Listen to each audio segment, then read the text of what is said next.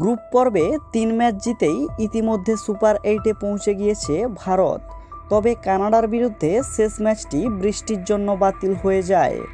Group স্টেজের খেলাগুলি প্রায় শেষের পথে, আর মাত্র কয়েকটি ম্যাচ বাকি। 19 জুন থেকে শুরু হবে সুপার 8-এর লড়াই।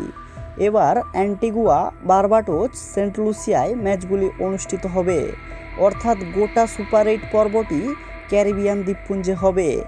এবার সুপার 8-এর জন্য যে দলগুলি কোয়ালিফাই করেছে এক নজরে দেখে নিন। গ্রুপ 1-এ রয়েছে ভারত, অস্ট্রেলিয়া, আফগানিস্তান ও বাংলাদেশ। গ্রুপ 2-তে রয়েছে দক্ষিণ আফ্রিকা, ওয়েস্ট ইন্ডিজ, আমেরিকা যুক্তরাষ্ট্র ও ইংল্যান্ড।